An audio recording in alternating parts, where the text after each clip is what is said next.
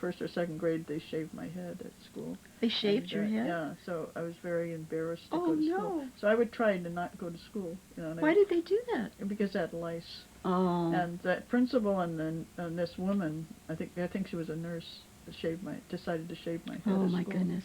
And you had like 7 sisters? There were 9 of us. 9 sisters. Yeah. So 9 counting me. But anyway, the thing is that I didn't have a good experience when I started. Yeah. And I wasn't a good student. In high school I got F's and D's, and I did well in art and gym. Gym was my best classes. you made up for it, though. Art classes and yeah, well sure. I mean, because you I've do all taken- those things now. I've taken a lot of college classes since. Right. then. And so I know that you also give classes Yeah. and workshops. Tell us about the message on your machine that's always talking about the Diane DePrima workshops. Diane DePrima, she comes to my house every August and does a 2-day workshop. And explain who she is. Diane DePrima is a famous beat poet. And Beat? Yeah, beat. She's wonderful, and she has a new her memoir. My Life as a Woman. It's a wonderful book to read. But we do a 3-day cabin up in Occidental in March. So All right, in the heated cabin. heated cabin. I like when you put that on your answering machine, as opposed to shivering writing poetry.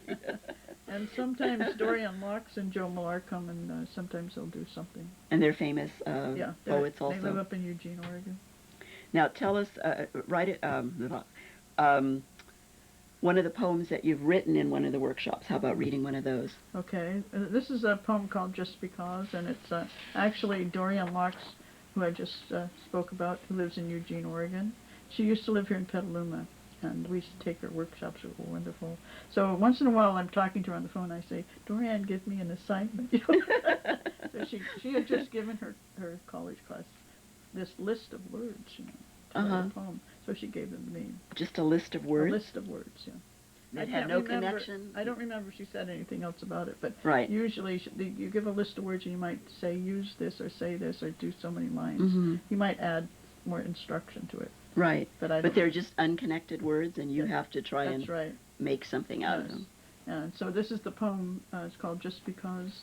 Just because I talked to Dorian and she gave me the words she gave her students because she is a teacher of words, and I am unable to write a poem because of death by rust, unable to jot down words, overheard conversations and descriptions of people moving through their lives, colorful umbrellas and men working on the deck outside at the apple box. Me sitting inside the window having a toasted tuna and a glass of red, unable to put it together because of dying inside, and it's sink or swim. I'm listening to Jimi Hendrix because he feels no pain, because there's no stopping him. Jimi Hendrix makes me want to have sex. I am unable to write because of death, and all the words in the world aren't going to help me. I need a piano to play off my sorrow, one word at a time. And I remember when that was Judy, right? Mm-hmm. Yeah, Judy was a really good friend, and that was really hard. And how, because you were in such sorrow, how did you actually begin that? This poem? Yeah, were you really at the apple box and you just... Oh, yeah. Because Dorian gave me this assignment, so I had it, in my little book I carried around with me. And so you just... I was just sitting down. I like to go sit out in places like that and write.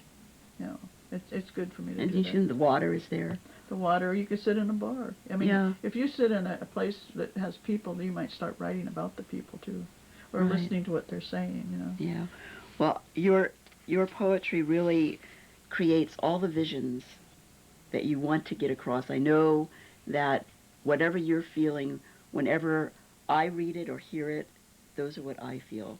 The emotions that are in them just feed my soul.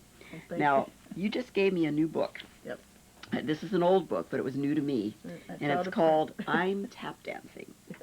And I love this first poem in it, and I want you to read it loud and clear. It is wonderful. It's called I'm Tap Dancing. It's called I'm Tap Dancing. After my book. After your book. So, I'm tap dancing. I'm tap dancing across the stage. Echoes of sound follow me, filling the room. I tap tap off stage. I am a hit. Soon I will be famous, write my life story. I can see myself sitting at little tables in small bookstores all over the world, signing books, tapping my foot. And all of that has come true.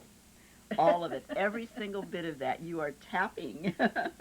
It's wonderful. You are tapping, Jerry. You are doing absolutely wonderfully. I'm so happy to have you as my friend. Oh. I'm so glad that you're the poet laureate. It goes 2 ways. Baby. Oh, thank you. Thank you for sharing your poetry with us. Mm-hmm. You read it so beautifully. And I want to thank everybody that has helped with the show and everybody that's listening or watching.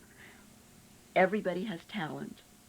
And I'm hoping that this new generation that's coming along will believe in themselves and do good things. This is Becky Winslow. Thanks for tuning in. See you next time. I believe in myself, light rain, sudden storms, the moon, Lenten sausage, good sex, red sunsets, a perfect martini, the stars, true love, Monet's garden, cracked crab, long baths, soft jazz, a walk on the beach, clear floats. I believe in quiet mornings, the ocean, slow dancing, the back of a man's neck, Fred Astaire tapping across the screen, the magic of the Sacramento Delta, stone angels in Italian cemeteries, growing your own tomatoes, Paul Newman's eyes, that writing poetry is telling the truth, doing crafts is in my blood, ironing is therapy, kissing is an art, and dusting is a waste of time.